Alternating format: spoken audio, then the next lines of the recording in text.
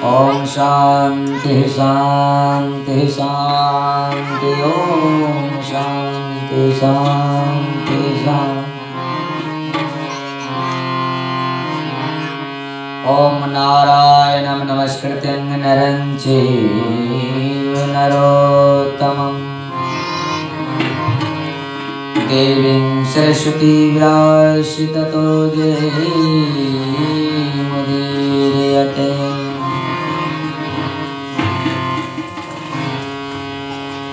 सच्चिदानंद रूपाय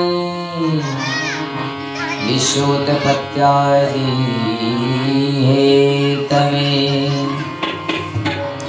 तापत्र विनाशाय श्री कृष्णाय वयं नमः।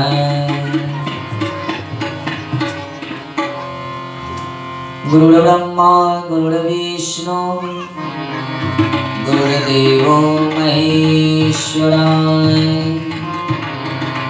गुरुर्साक्षात् परब्रह्म तस्मै श्री गुरवे नमः। अतुलित बलधाम महिमशैलावदेयं नर जीवन कृशानुनम्य जानिनामयगण्यं सकल गुण निधानमवानराणामधीशं रघुपति प्रिय भक्तं वातजातं नमामि। कर्पूरगौरं करुणाय अवतारं संसारसारं भुजगेन्द्रहारं सदा वसन्तं हृदयारविन्द्रे भवं भवानी सहितं नमामि। बोलिए आनंद कंद भगवान की जय। श्रीमद्भागवत महापुराण की जय। व्यासदेव भगवान की जय। श्री सुखदेव भगवान की जय। हनुमान जी महाराज की जय। उमापति महादेव की जय। जय श्री सीताराम राम महाराज की जय।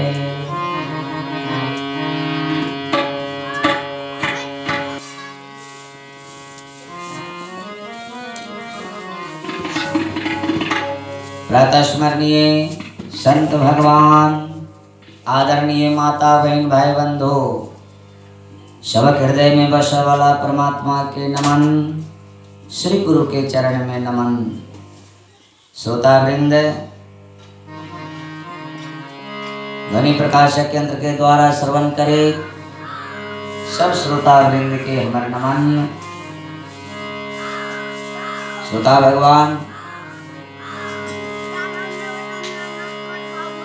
बड़ी हर्ष के बात अछि जे आए जो आज आपके गांव में श्रीमद् भागवत महापुराण का आयोजन किया गया है। श्री महेंद्र यादव, इनके पुत्र सुपुत्र श्री रामोदर यादव के द्वारा श्रीमद् भागवत महायज्ञ का आयोजन किया गया है।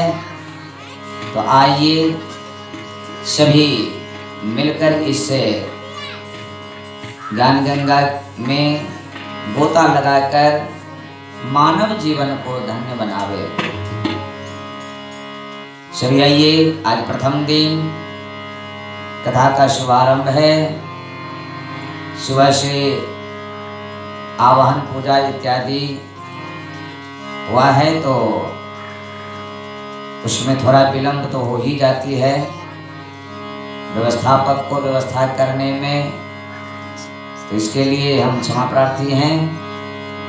और कल से कथा नियत समय पर प्रारंभ होगी तो आप लोग आए और श्रद्धा भाव से आए। सभी मिलकर के प्रथम ये गोविंद की कथा है, तो गोविंद का उच्चारण हम लोग करते हुए श्रीमद् भागवत महापुराण की कथा श्रवण करेंगे। सब भाव से कहिए, गोविंद जय जय गोपाल जय जय,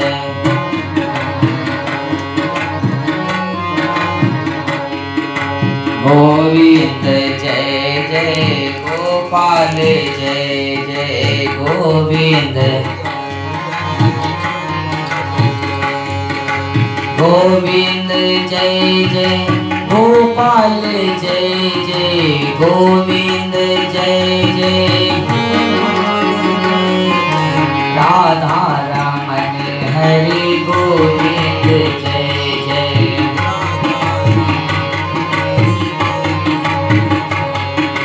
राधा रमन हरि गोविंद जय जय,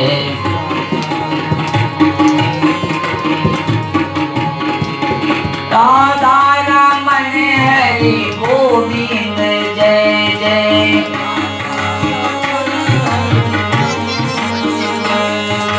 राधा रमन हरि गोविंद जय जय,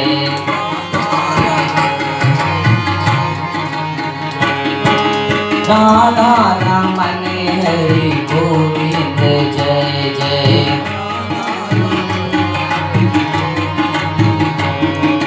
राधा रमन हरि गोविंद जय जय,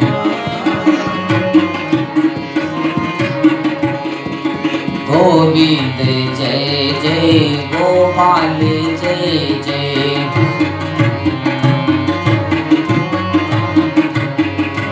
राधा रमन हरि गोविंद जय जय,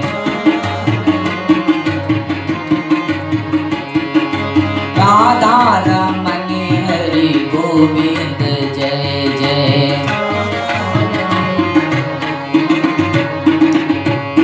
गोविंद जय जय गोपाल जय जय,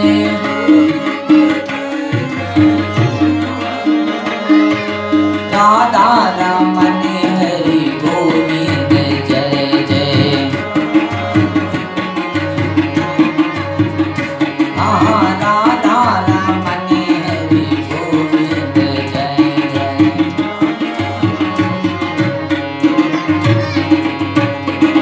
बोले राधा रमन भगवान की जय, आनंद कंद भगवान की जय, सच्चिदानंद भगवान की जय। हाथ उठा करके कहेंगे हाँ। आइए परम मंगलमय श्री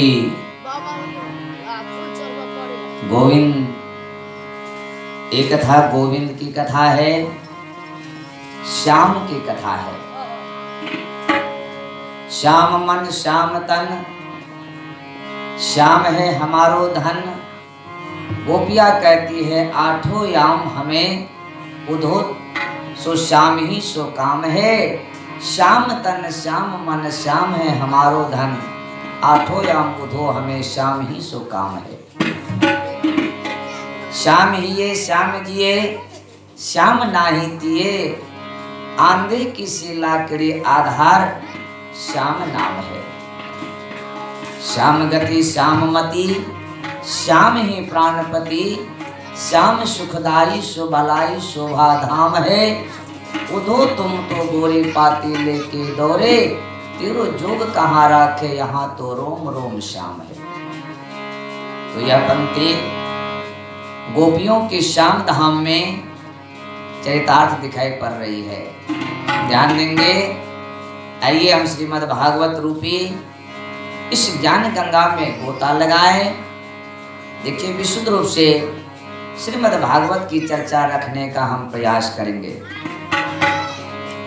क्योंकि कथा के बाद में भी साथ ही साथ सांस्कृतिक कार्यक्रम प्रतिदिन कुछ न कुछ रहेंगे। प्रतिदिन कार्यक्रम है स्वर संगीत के साथ। तो भागवत भी स्वर संगीत के साथ है, पर हमारा ये निवेदन रहता है कि भाई ये श्रीमद् भागवत ज्ञान की औषधि है। सभी जानते हैं कि ये ज्ञान की औषधि है।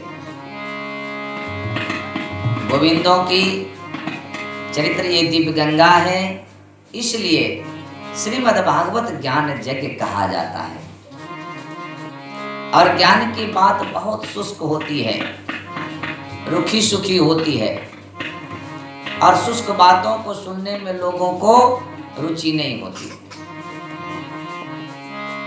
ध्यान से सुनिएगा, पुराने जमाने में वैद्य लोग चूरन दिया करते थे कि नहीं बाबा, चूरन दिया करते थे वैद्य लोग, तो बीमारी दूर करने के लिए चूरन खाइए।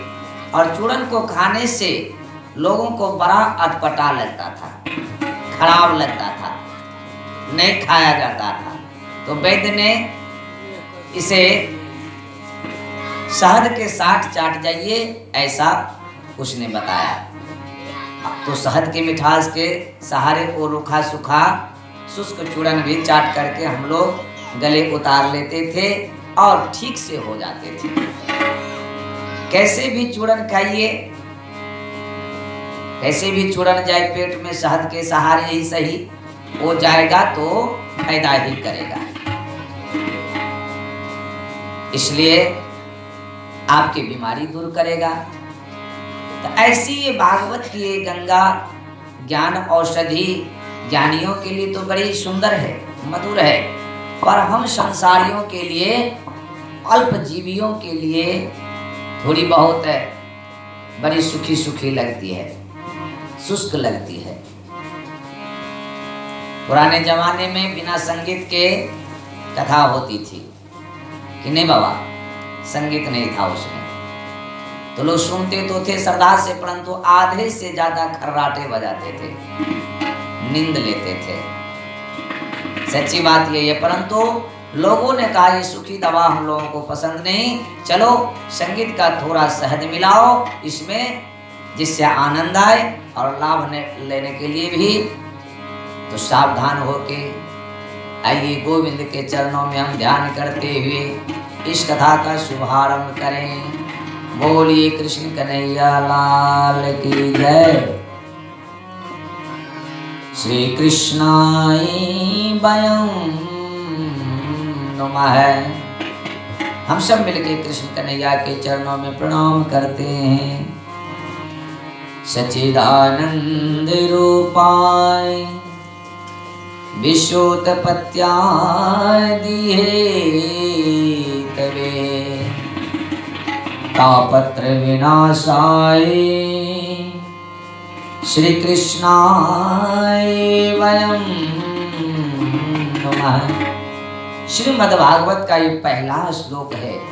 सच्चिदानंद रूपाय विश्वोत्पत्त्यादि हेतवे तापत्र विनाशाय श्री कृष्णाय वयं नमः। ये भगवान का स्वरूप है, सत्य चित्त और आनंद। देखिए सत्य किसे कहते हैं? सत्य माने जिसकी सत्ता तीनों कालों में रहे, पहले जो थे आज भी है और भविष्य में जो सदा सर्वदा बने रहेंगे, उसी को सत्य कहते हैं।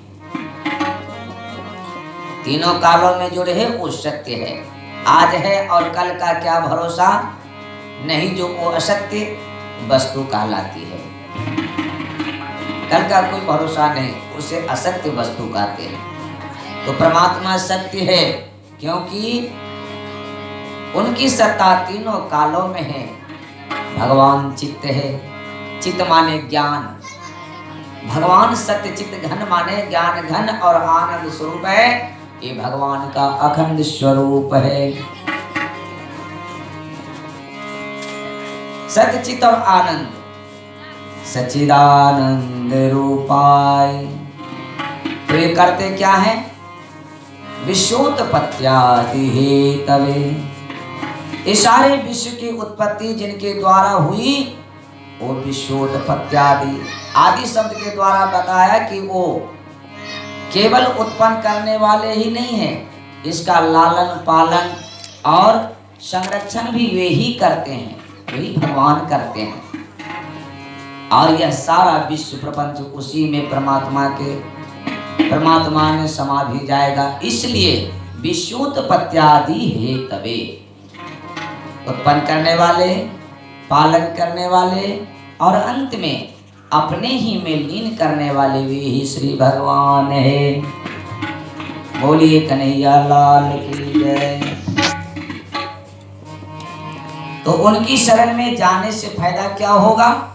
कहते हैं कोई भी व्यक्ति बिना फायदे के कोई भी काम नहीं करता है, सभी जानते हैं। तो हम उनकी शरण में जाएं तो लाभ क्या है? तो बोले तापत्र विनाशाय।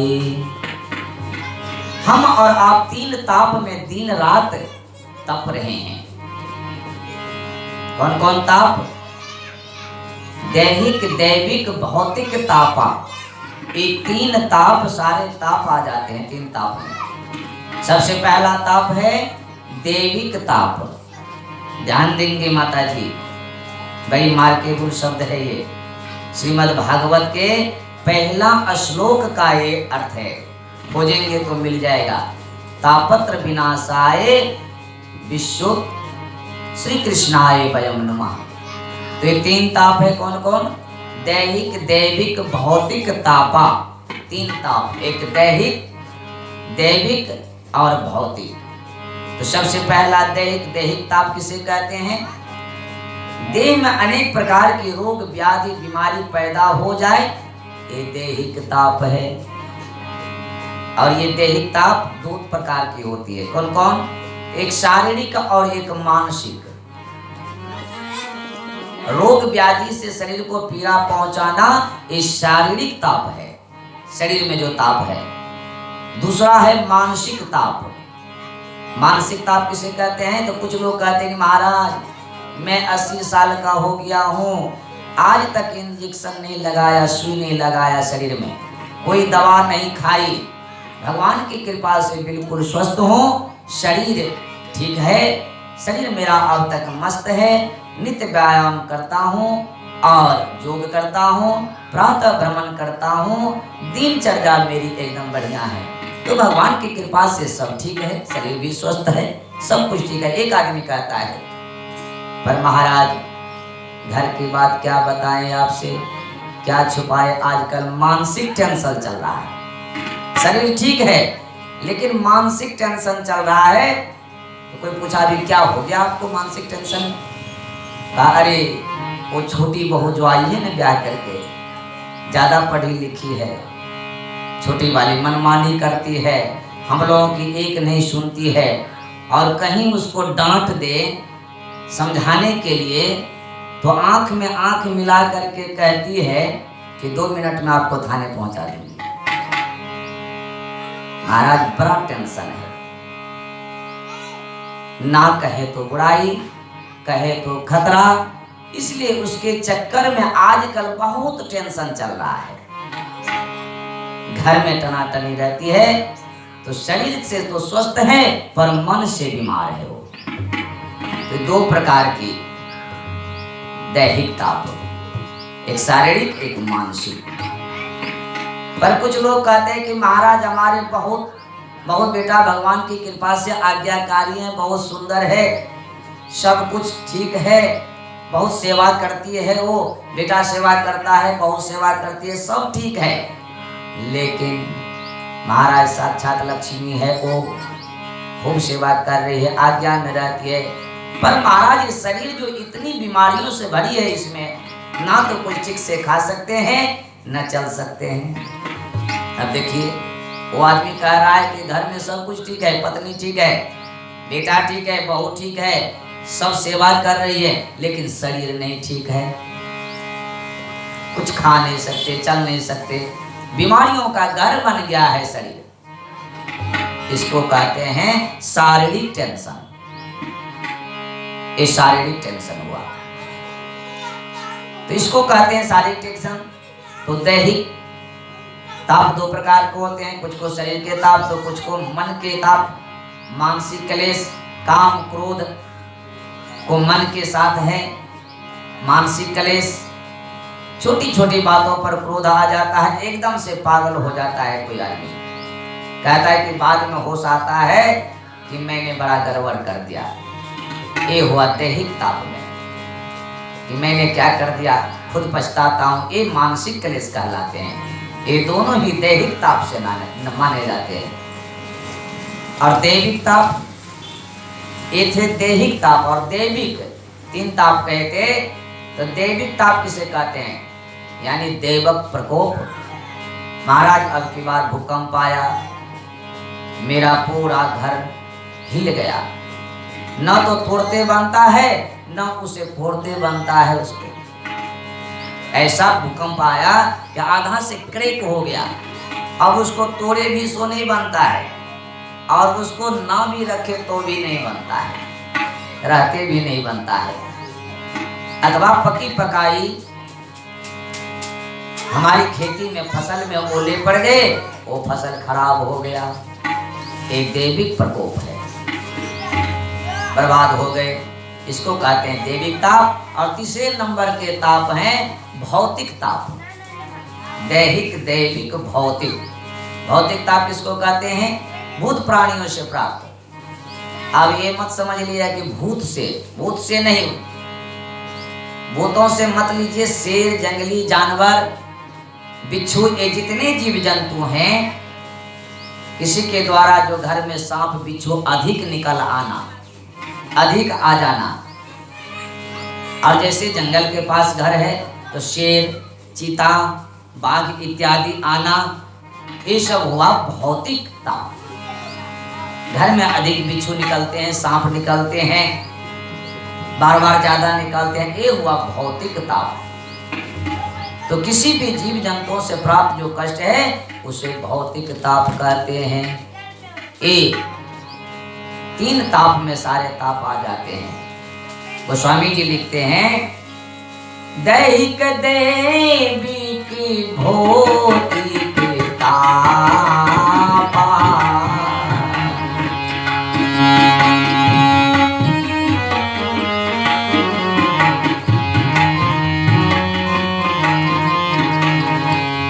राम राज काहू नहीं व्यापा,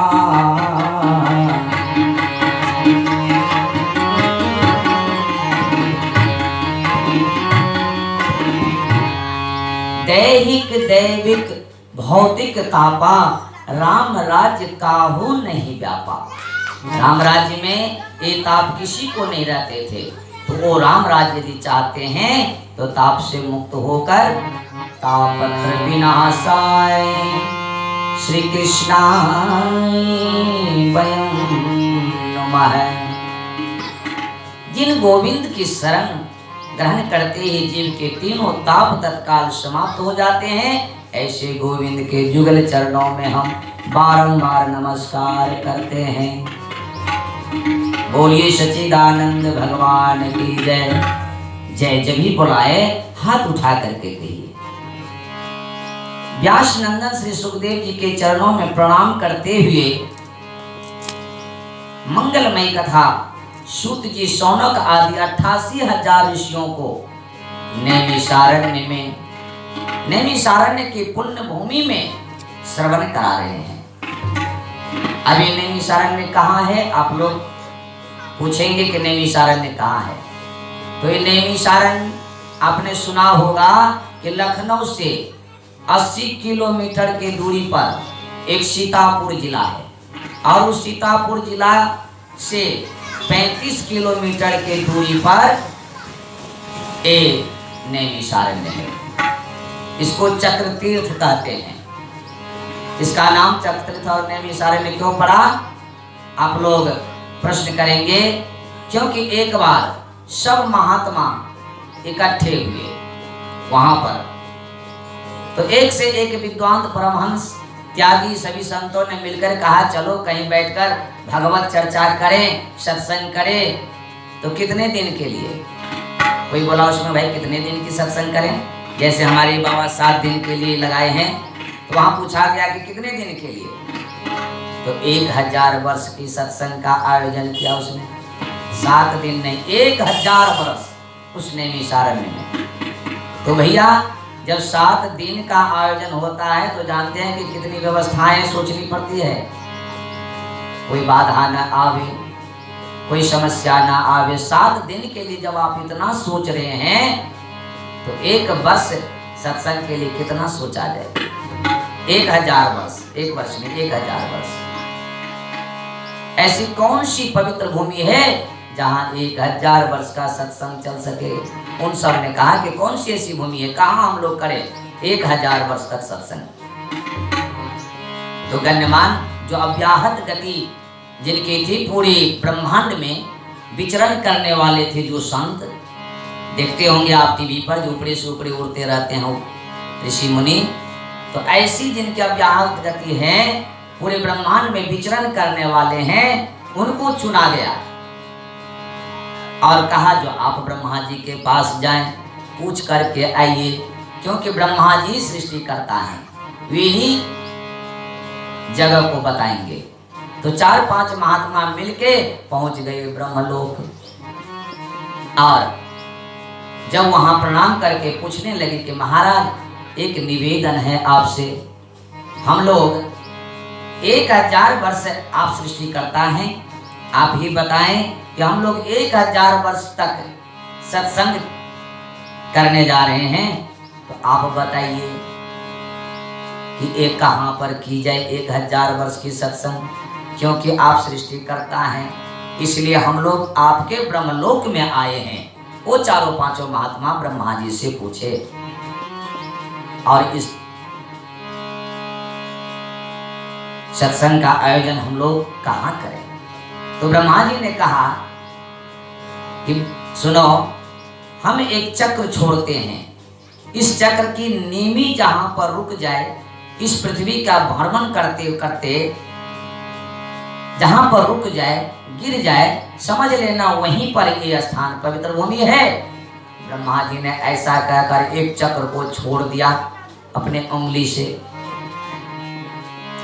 चक्र आगे आगे चला, महात्मा लोग उनके पीछे पीछे चले, घूमते घूमते संपूर्ण भूमि का परिभ्रमण करते करते, अवलोकन करते करते चक्र, एक चक्र की वह नेमी जो है वह अरण्य में जाकर के गिरी। अरण्य माने जंगल, वो जंगल में जाकर के गिरी और वहां पर उसी का नाम हो गया नैमिषारण्य। प्रेम से बोलिए श्री वृंदावन बिहारी लाल की जय। तो चक्र की नेमी अरण्य में गिरने से नाम पड़ा नैमिषारण्य, और चक्र जहां गिरा वह एकदम नीचे दिव्य जल में फोड़ता हुआ रसातल में प्रविष्ट हो गया। तो चक्र वहां पर गिरा, इसलिए वहां पर चक्र तीर्थ हो गया। कभी आप लोग जाएंगे नैमिषारण्य तो दर्शन करेंगे, वो चक्र कुआं की तरह है गोला चक्राकार, उसको लोग वहां पर दर्शन करते हैं और अद्भुत तीर्थ है। उसी तीर्थ है चक्र तीर्थ के पास विशाल एक बरगद का वृक्ष है, जाएंगे तो देखेंगे। बरगद के नीचे व्यास गद्दी लगाई गई, जिस तरह से एक गद्दी लगाई गई है उसी तरह से वहां पर उस बरगद के नीचे व्यास गद्दी लगा दी गई और 88,000 मुनि महात्मा वहीं वृक्ष की छाया में बैठकर प्रेम से कथा का रसपान करने लगे। ये जितनी कथाएं पुराणों में है आप लोग सुनते हैं, 18 पुराण की कथा, चाहे सत्यनारायण भगवान की कथा हो, कुछ भी हो, कहीं कोई भी कथा हो, वहीं से प्रारंभ होती है। जितने भी ग्रंथ लिखे हैं सबका संत पुत्र सूत जी के माध्यम से नैमिषारण्य में प्रारंभ हुई है। 1000 वर्ष तक की कथा चली महाराज। बोलिए आनंद कंद भगवान की जय। बीच बीच में आनंद कंद भगवान की जय कहना पड़ेगा, क्योंकि कथा में 2 विघ्न बराबर आते रहते हैं। कौन से विघ्न? कथा सुनते सुनते कब समाधि लग जाए पता ही नहीं चलता। निद्रा देवी धीरे से आती है और पलकों में बैठ जाती है।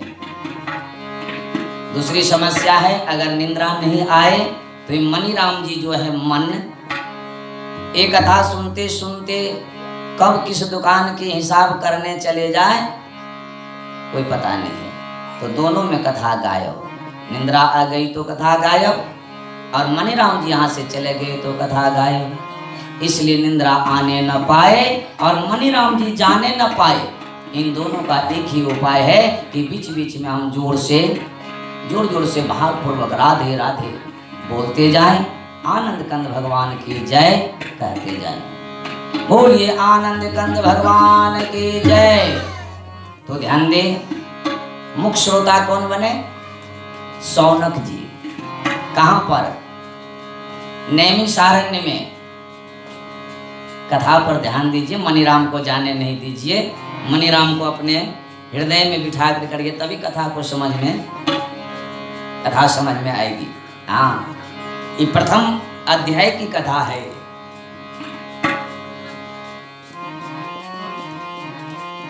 शौनक मुनि श्रोता बने, जैसे आप लोग श्रोता बने हैं।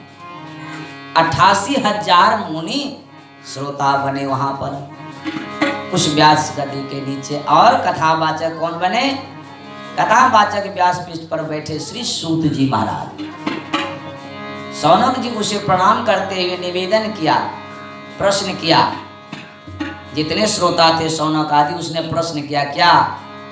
आज्ञान द्वांत विध्वंस सूर्य कोटि समप्रभा सुताख्या ही कथा सारम मम कर्ण रसायनम भक्ति ज्ञान विरागाप्तो विवेको वर्धते महान माया मोह निरासच वैष्णवो क्रियते कथम। शौनक जी बोले कि सूत जी महाराज, हम लोगों के अज्ञान रूपी अंधकार को दूर करने के लिए आपके पास करोड़ों सूर्य के समान ज्ञान का प्रकाश है। शौनकादिक ऋषि 88,000 बोले, उस ज्ञान के प्रकाश को प्रकट कीजिए महाराज, ताकि जन्म जन्मांतर का अज्ञान रूपी अंधकार हमारे भीतर जो भरा है वो भाग जाए, मिट जाए, समाप्त हो जाए। क्योंकि संतों के वचन किरणों के समान है, वो सूरज के किरणों के समान है। कितना भी कोशिश आप कीजिए रात को ये लाइट जला करके, लेकिन वो अंधेरा नहीं भागेगा। लेकिन जो सूर्य भगवान भास्कर, भुवन भास्कर की किरणें प्रकट होती है, तो जहाँ सूर्य उदय हुआ नहीं कि अंधकार मिटा नहीं, तुरंत भाग जाते हैं, आपकी लाइट की जरूरत नहीं पड़ती है। ऐसे ही संतों के वचन सूर्य के किरण हैं, और उन वचन रूपी किरण को अपने कर्णरंध्र से उतार कर मोह की निशा भी मिट जाती है, उसे अज्ञान रूपी अंधकार भी भाग जाती है। महामोहतम पुण्य जासु बचन रवि कर निकरे। गोस्वामी जी की वंदना में है, गुरु वंदना में कहते हैं, बंदो गुरुपद कंजे कृपा सिंधु नर रूप हरि महामोहतम पुंज जासु बचन रवि करे। गुरुदेव भगवान जब कृपा करते हैं उपदेश के माध्यम से, जब उनके वचनों से जब किरण निकलती है, ज्ञान की किरण, अज्ञान तिमिरांधस्य ज्ञानांजनान शलाकारा, ये अज्ञान के किरण दूर करने को जब ज्ञान की किरण गुरुदेव की वाणी से निकलती है, तो वो कान के द्वारा हृदय में जाकर जन्म जन्मांतर की जीव का अंधकार मिटा देते हैं, पाप मिटा देते हैं। इसलिए हे सूत जी महाराज, आप पर गुरु कृपा है, इस गुरु कृपा का प्रसाद हमको भी दीजिए ताकि हम लोग का भी कल्याण होवे। सारे शौनकादिक 88,000 मुनि निवेदन किए हैं उनसे। तो सिद्ध जी बड़े खुश हो गए और बोले, महात्मा तुम्हारे मन में मेरे प्रति इतनी श्रद्धा है तो सभी शास्त्रों का सार तुम्हें सुनाऊंगा। ध्यान से सुनो, सावधान होकर सुनो, सभी शास्त्रों का सार सुनाऊंगा। सूत जी बोले, देखिए ये संसार मृत्यु लोक है। संसार शब्द का अर्थ आप लोग जानते हैं, किसको कहते हैं? जो धीरे धीरे बदलता है, धीरे धीरे सरकता है, उनका नाम संसार है। संसार इति संसरति इति संसार, जो सरकता जा रहा है, बदलता जा रहा है, उसका नाम संसार है। और सरकते सरकते शनै शनै धीरे धीरे काल के मुख में समा जाता है। पहले आप छोटे थे, तब बड़े हुए, न समयानुसार शरीर का कद बढ़ा, जवान हो गए आप, फिर सरकते सरकते बुढ़े हो गए। ये संसार का नियम है। और धीरे धीरे सरकते सरकते काल के मुख में समा जाएंगे। नहीं तो जो भी संसार में दिख रहा है आपको, कोई भी चीज दिख रहा है, केवल ये शरीर की बात ही नहीं है। ये मकान जो बना है ईंट पत्थर से, ये भी समाप्त हो जाएंगे, ये भी, इसका भी रंग समाप्त हो जाएगा कुछ दिन के बाद। अभी चमक रही है लेकिन कुछ दिन के बाद समाप्त हो जाएगा। जो भी है ईंट पत्थर धीरे धीरे सब सरक रहे हैं, सब बदल रहे हैं, कोई नहीं रहने वाला है। किसी दिन किसी जमाने में इस मकान की कहीं पर किला आप लोग देखे होंगे, क्या जलवा थी उसकी, सब बदल गए, जलवा भी बदल गया, इमारतें भी बन रही है, धीरे धीरे सब सरकने वाली है। कहने का मतलब कि दिखाई नहीं पड़ता, गति इतनी सूक्ष्म है, बारीक है कि आप किसी व्यक्ति को निरंतर अपने पास रखे देखिए तो पता नहीं चलेगा कि वो कब बदल गया, नहीं चलेगा पता। लेकिन वही जब विदेश चले जाते हैं, दिल्ली पंजाब चले जाते हैं, कुछ दिन के बाद आते हैं तो आप कहते हैं कि अरे भाई कितना बदल गया। 5 साल 10 साल के बाद देखेंगे तो तुम्हारे तो बाल सफ़ेद हो गए भाई, तुम्हारे तो दांत गिर गए भाई, तुम इतने मोटे हो गए हो। 10 साल के बाद देखेंगे तो सामने में नहीं दिखाई पड़ता है, सामने में नहीं पता चलता है। हर क्षण बदल रहे हैं ये समय, पर निरंतर देखते रहिए तो आपके समझ में नहीं आएगा। दाढ़ी है आपके पास, कटा लीजिए आज, लेकिन उस पर नजर गार करके देखते रहिएगा तो वो पता नहीं चलेगा कि कब बढ़ गई। लेकिन सुबह जब देखेंगे वैसे बिना देखे तो बढ़ गई है। आपकी समझ में नहीं आएगा कब बढ़ गई, इसलिए इसका नाम संसार है। हर चीज बदल रही है, पर बदलने की गति इतनी बारीक है, इतनी सूक्ष्म है कि आपकी समझ में नहीं आती है।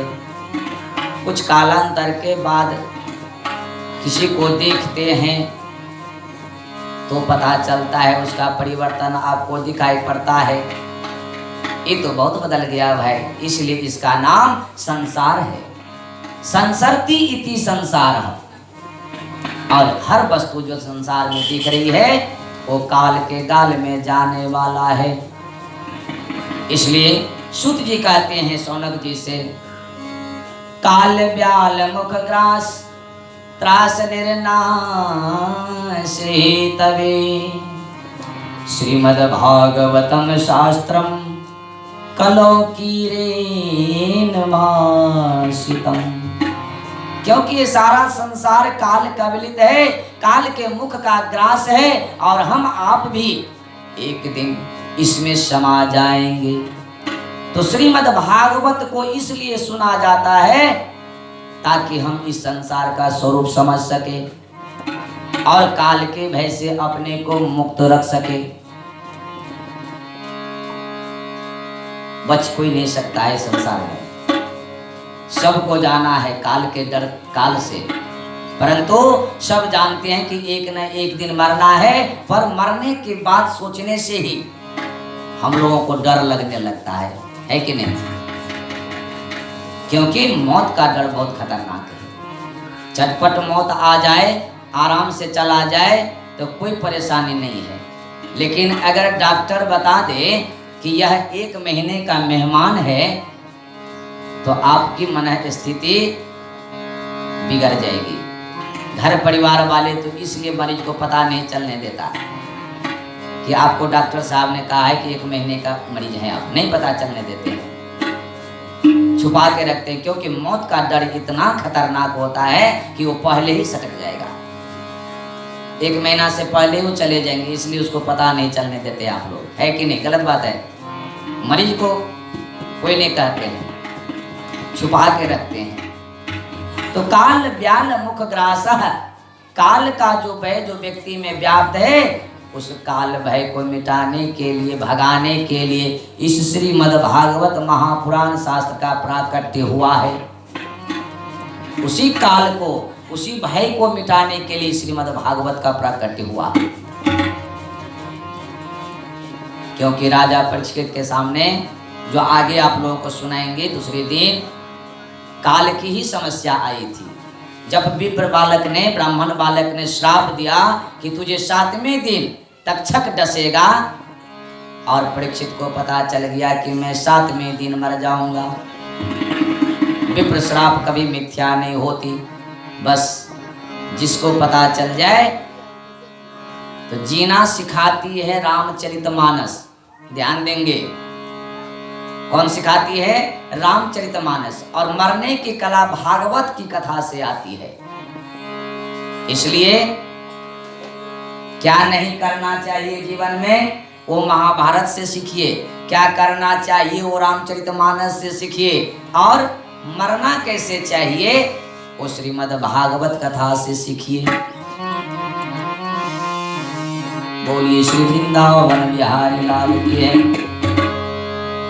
तो ये जितनी जल्दी समझ लीजिए, लोगों को जितनी जल्दी समझ में आवे मृत्यु का रहस्य, उतना ही व्यक्ति मस्त हो जाता है। और मौत का रहस्य यदि समझ में नहीं आया तो मृत्यु से सदा भयक्रांत, भय बना रहता है, भयभीत सा लगा रहता है। आप लोग कहते हैं कहीं जाते हैं रात को तो कोई एक वृक्ष भी है, अंधेरा में आप देख लेते हैं तो लगता है कि भूत है कि नहीं? तो वही भय, उस भय को मिटाने के लिए श्रीमद् भागवत का प्राकट्य हुआ है। जब आप इसको निरंतर सुनते रहेंगे, समझ में आ जाएगी, तो आप भय मुक्त हो जाएंगे। आप समझ जाएंगे कि अविनाशी है ये आत्मा कभी नहीं मरने वाला है, तो आप भय मुक्त हो जाएंगे। काल व्याल मुख ग्रास, प्रत्येक जीव इस संसार में काल व्याल का ग्रास है। एक न एक दिन सबको यहाँ से जाना है। आया है सो जाएगा, राजा रंग फकीर, एक सिंहासन चढ़े चले। कोई नहीं यहाँ रहने वाला है, राजा हो या रंक हो, यहाँ पर कोई नहीं परमानेंट। चाहे लगा लो ओके साबुन, चाहे लगा लो सेंट, काम क्रोध मद के खुले हैं रेस्टोरेंट। खा लो पी लो मौज कर लो, एक दिन करना पेमेंट। यहाँ पर कोई नहीं परमानेंट, कोई नहीं यहाँ पर परमानेंट है। सब आने जाने वाले यात्री हैं। पर हम लोगों की आदत है कि 5 साल यदि यहाँ किसी किराएदार के मकान में रह लेते हैं तो ऐसे किराएदार से मकान खाली करवाना मुश्किल हो जाता है कि नहीं? लाहन में अगर 5 साल रह जाए तो उसको खाली करवाना मुश्किल हो जाता है। 5 साल में किराएदार कब्जा करने लगता है कि हम खाली नहीं करेंगे केवल 5 साल रहकर।